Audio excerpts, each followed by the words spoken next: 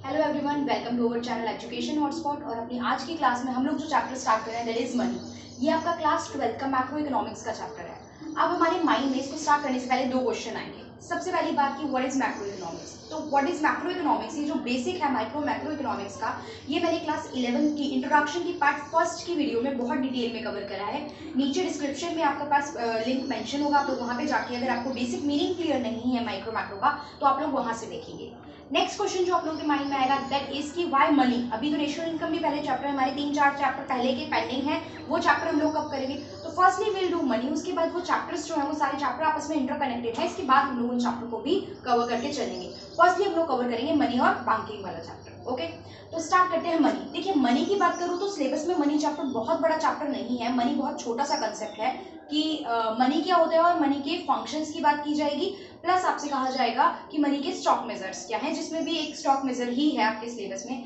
But पढ़ना है, जानना है, तो हमें चीजें थोड़ी डिटेल में कवर करके चलनी पड़ेगी और थोड़ा बैकग्राउंड से लेके चलना पड़ेगा। तो सबसे पहले हम लोग देखते हैं मनी नहीं थी तब क्या था। आप लोग आज की डेट में ट्रांजैक्शन के लिए मनी यूज कर रहे हो, नेट बैंकिंग यूज कर रहे हो, पेटीएम यूज कर रहे हैं, हम लोग फोन पे, गूगल पे, मेनी थिंग्स आर अवेलेबल जिसको हम यूज कर रहे हैं इलेक्ट्रॉनिकली भी। अपने पेरेंट्स की अगर हम लोग टाइम की बात करें तो पेरेंट्स भी करेंसी यूज करते थे, कॉइन्स यूज करते थे।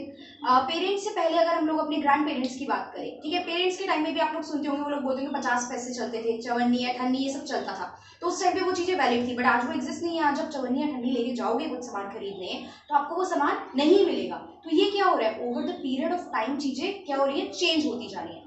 तो यही कंसेप्ट हम देखिए, अगर हमारे ग्रैंड पेरेंट्स की बात करें तो आप ग्रैंड पेरेंट्स के टाइम पे सुनते होंगे कि हम लोग मतलब पैसे इतने नहीं थे, हम लोग क्या करते थे कि हम लोग गेहूं की खेती करते थे, तो हम गेहूं के बदले जाके सामने वाले से चावल ले आते थे, तो चीजें एक्सचेंज कर लेते थे। तो मनी नहीं थी तो ये सिस्टम चलता था। वहीं अब कुछ हजारों सालों पुरानी बात करें, हिस्टोरिकली बात करें, तो आपने हिस्ट्री पढ़ी होगी, तो आपने पढ़ा होगा अलग अलग रूलर के समय पे सिक्के चलते थे, ठीक है। ब्रॉन्ज का कॉइन चल रहा है, गोल्ड कॉइन चल रहा है, तो इस तरीके के कॉइन, सिल्वर कॉइन्स चल रहे थे, कॉइन्स चलते थे मेटल्स के, जिसके थ्रू वो क्या करते थे, ट्रेड करते थे, है ना। तो ये सारी चीजें हमें देखने को मिलती हैं हिस्टोरिकली कि एक्सचेंज होता था, ट्रेड होता था। बट किस वे से हो रहा था, ट्रेड के तरीके, एक्सचेंज की वैल्यू बदलती जा रही थी। तो सबसे पहले हम लोग देखते हैं बार्टर सिस्टम। बार्टर सिस्टम क्या होता है, देखिए बार्टर सिस्टम की मैं बात करूं तो जब आप कमोडिटी, यहाँ पे मैंने इसे क्या कहा है, सीसी इकोनॉमी। तो सीसी इकोनॉमी क्या है, C stand for commodity, commodity मतलब यहाँ पे ट्रेड हो रहा है for commodity to commodity. when we are exchanging goods for goods then this is known as barter system of exchange of commodity for commodity is known as barter system of exchange। मेरे पास चावल है, आपके पास गेहूं है, आप मुझसे चावल ले लीजिए, मुझे गेहूं दे दीजिए, हो गया एक्सचेंज। यहाँ पे सामान खरीद बेच लिया, तो ये क्या कहलाता है, बार्टर सिस्टम ऑफ एक्सचेंज, ठीक है। अभी देखते हैं कि अभी तो बार्टर सिस्टम एक्सचेंज नहीं करता, ऐसा नहीं होता ना। आप शॉपकीपर के पास जाके कहोगे भैया मेरे पास ये मार्कर है, ये मार्कर ले लो और मुझे 1 किलो चावल दे दो या मुझे पर्टिकुलर कुछ गेहूं दे दो। ऐसा अब आज के टाइम पे ये प्रैक्टिकली पॉसिबल नहीं है। तो क्यों बार्टर सिस्टम हटा, बार्टर सिस्टम में क्या प्रॉब्लम आ रही थी, ये अभी हम लोग देखेंगे। उससे पहले हम देखते हैं मनी इवॉल्व कैसे हुई हिस्टोरिकली, मतलब हिस्ट्री में देखिए तब से लेके आज के टाइम तक मनी किस फेजेस में इवॉल्व हुई है। तो सबसे पहले देखो कमोडिटी मनी की बात करते हैं। यही बार्टर सिस्टम ऑफ एक्सचेंज चलता था, सामान के बदले सामान का लेन देन। हड़प्पन सिविलाइजेशन, पहली जो हिस्ट्री में सबसे पहली जो हम सिविलाइजेशन की बात करते हैं, वहां पे भी बार्टर सिस्टम देखा गया। तो यहाँ पे क्या था, कमोडिटी मनी जो थी वो एग्जिस्ट करती थी। After that metallic money, metallic money में आप बात करते हो ब्रॉन्ज, सिल्वर, इस तरीके से इन सब के कॉइन, गोल्ड, ये सब रूलर जो थे अपने अलग अलग कॉइन चलाने लगे थे, तो इनके कॉइन्स की फॉर्म में मनी आने लगी थी। पेपर मनी जो आज की डेट में आप नोट यूज करते हो, 500, 1000 का नोट तो गायब हो चुका है, ठीक है। तो 500 का नोट, 2000 का नोट, ये सब क्या है, पेपर मनी का टाइप है, ठीक है। उसके बाद बैंक या क्रेडिट मनी, बैंक या क्रेडिट मनी आप कार्ड्स यूज करते हो, देखो इलेक्ट्रॉनिक मनी भी एक नाम यूज कर सकते हो, नेट बैंकिंग ट्रांसफर कर रहे हो, कार्ड यूज कर रहे हो, फोन में आप लोगों के इतने सारे एप्स हैं, तो they all are part of bank और क्रेडिट मनी। तो इस तरीके से मनी तब से लेके आज तक की फॉर्म में हमें मनी के अलग अलग फेजेस देखने को मिलते हैं। उससे पहले हमने देखा बार्टर सिस्टम, तो हम देखेंगे बार्टर सिस्टम में प्रॉब्लम क्या थी, क्यों मनी यूज में लानी पड़ी, बार्टर सिस्टम में गड़बड़ आ रही थी, क्या गड़बड़ थी। The first point is lack of double coincidence of bond, दोहरे संयोग का अभाव था। क्या मतलब होता है इसका, सिंपल सा एग्जांपल लेके समझते हैं। मैं अभी चावल और गेहूं की बात कर रही हूँ। फॉर एग्जांपल मेरे पास चावल है, आपके पास गेहूं है, आप मेरे पास आए कि मुझे गेहूं, मुझे क्या चाहिए, चावल चाहिए, ठीक है। अब आपके पास गेहूं अवेलेबल है, आप मुझसे कहोगे कि आप मुझे चावल दे दो और मुझसे गेहूं ले लो, बट मैं कहूंगी कि यार मेरे पास तो गेहूं ऑलरेडी रखे हैं, तो मैं आपसे गेहूं क्यों लूं, मुझे तो जरूरत नहीं है गेहूं की। तो ये प्रॉब्लम आती है कि सेम टाइम पे जरूरत के समय ऐसा पर्सन ढूंढ पाना जिसकी नीड्स और वांट्स आपकी नीड और वांट से मैच हो जाएं, कि मेरे पास चावल आपके पास गेहूं है तो मुझे भी गेहूं की जरूरत है और आपको भी चावल की जरूरत है, सो दैट हम एक्सचेंज कर लें। ये बहुत मुश्किल हो जाता है। कब ढूंढोगे, कितना टाइम लग जाएगा, जरूरत अभी है, घर में गेहूं अभी, चावल अभी खत्म हो रखे हैं, तो कितना टाइम लगा के ढूंढोगे पर्सन को, तो वो पर्सन मिल पाना मुश्किल हो जाता था। तो ये थी lack of double coincidence of want. Okay, next thing is absence of common measure of value. कितने के बदले कितना, 1 किलो चावल के बदले कितना गेहूं, ठीक है। या फॉर एग्जाम्पल मेरे पास एक गाय है, आप मुझसे एक्सचेंज करने आए हो, तो मैं एक गाय के बदले आपको कितने गेहूं दे दूं। आप मुझसे गाय लोगे, आप कहोगे मुझसे गेहूं ले लो, तो मैं कितना वैल्यू फिक्स करूं। तो एक कॉमन मेजरमेंट नहीं फिक्स हो पाता था बार्टर सिस्टम में सामान के बदले सामान एक्सचेंज करने में, ठीक है। तीसरी problem lack of standard for deferred payment. यहाँ पे एक वर्ड है deferred payment. Now question is deferred payment क्या होता है, पहले ये पता होना चाहिए। डेफर्ड पेमेंट कुछ भी नहीं है, आप लोग उधार में सामान खरीदते हैं, ठीक है। तो उधार में सामान खरीदना मतलब ऐसी पेमेंट जो अभी हमने करी ही नहीं है, हमने सामान ले लिया है but payment are to be made on some future date. Deferred payment are those payment whose amount is to be given on some future date, जिसकी पेमेंट या अमाउंट जो है वो हम किसी फ्यूचर डेट पे करेंगे। मैंने आज आपसे चावल ले लिया, मैं कह रही हूँ यार मेरे पास गेहूं नहीं है देने के लिए, मेरी फसल लगी हुई है, गेहूं थोड़े टाइम में हो जाएंगे, तो मैं आपको कुछ टाइम बाद गेहूं दे दूंगी, 4-5 महीने में फसल का सारा काम हो जाएगा, तो आप मुझसे गेहूं ले लेना।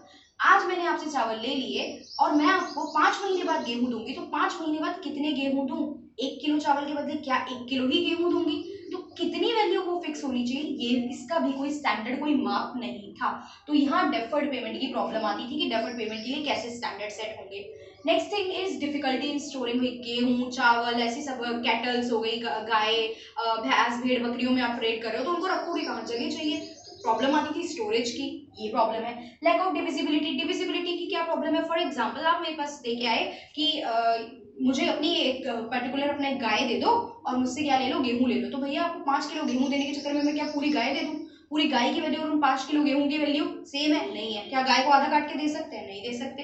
डिविजिबिलिटी नहीं हो पाती चीजों की, तो कैसे डिवाइड करें कि बार्टर सिस्टम में कमोडिटीज को, ये प्रॉब्लम बार्टर सिस्टम में बहुत ज्यादा आ रही थी। अब यही प्रॉब्लम दूर करने के लिए हम लोग क्या लेके आए, मनी लेके आए। मनी ने इन सब प्रॉब्लम्स को कैसे दूर करा ये हम देखेंगे। तो सबसे पहले बात करें मनी के मीनिंग की। तो देखो मनी का कोई मीनिंग ऐसा मनी की कोई डेफिनेशन मीनिंग प्रॉपर नहीं है। मनी क्या है, मनी जो काम करती है मनी वही बन जाती है, मतलब मनी के फंक्शंस ही मनी की क्या बना देते हैं, डेफिनेशन या मीनिंग बना देते हैं। तो यहाँ पे एक लाइन में लिखी है हमने, money is what money does. Money वही है जो मनी काम कर रही है। तो इसका मतलब हमें समझना पड़ेगा कि मनी काम क्या कर रही है। मीनिंग क्या बना है, money it may be defined as anything which has general acceptability and as a medium of exchange। जो जनरली एक्सेप्टेबल है, हर कोई एक्सेप्ट कर लेगा, कोई मना नहीं करेगा। आज की डेट में आप सामान लेने जाते हो, कोई शॉपकीपर मना कर देता है क्या कि वैसे नहीं लेंगे।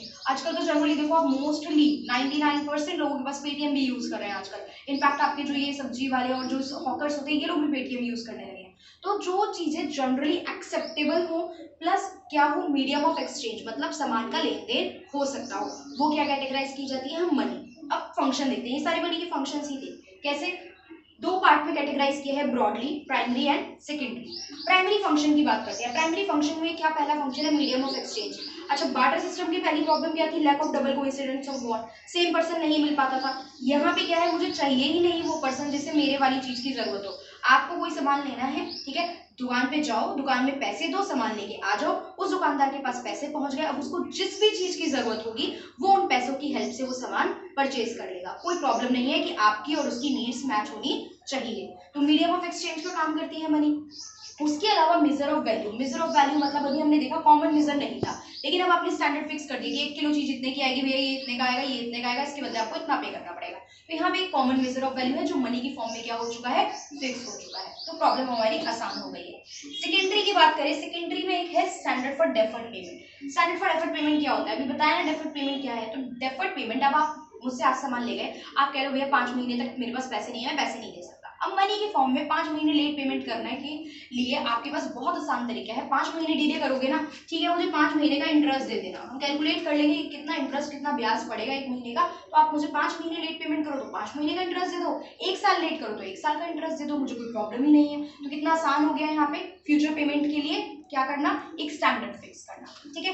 अब नेक्स्ट बात करते हैं स्टोर ऑफ वैल्यू। स्टोरेज की बात करें तो सामान को स्टोर करना कितना मुश्किल होता था, हमारे लिए जगह चाहिए, उनको मेंटेनेंस रखना है, लेकिन मनी को स्टोर करना पॉकेट में इजीली, वॉलेट पे कैरी कर रहे हो आप, इनफैक्ट कार्ड्स कैरी कर रहे हो, और अब तो कैश भी कैरी करना बंद कर दिया लोगों ने, आप फोन में इलेक्ट्रॉनिक ई मनी आ चुकी है, तो इलेक्ट्रॉनिक मनी की वजह से तो और भी ज्यादा स्टोरिंग जो है वो आसान हो चुकी है। आप इलेक्ट्रॉनिक मनी के एग्जाम्पल्स में लिख सकते हो, आप लोग यहाँ पे आपके जितने भी ऐप्स हैं पे जो फोन पे और ये सब गूगल पे वगैरह, आप सबके एग्जाम्पल यहाँ पे डाल सकते हो। Okay, so this is about money. Money से पहले क्या था, बार्टर सिस्टम, उसकी कुछ कमियां थी, कमी की वजह से ही मनी इंट्रोड्यूस करी गई और मनी ने कैसे उसकी कमी को पूरा कर दिया। क्वेश्चन में भी आज the functions of money, question आ सकता है कि बार्टर सिस्टम की प्रॉब्लम्स को मनी ने कैसे ओवरकम किया।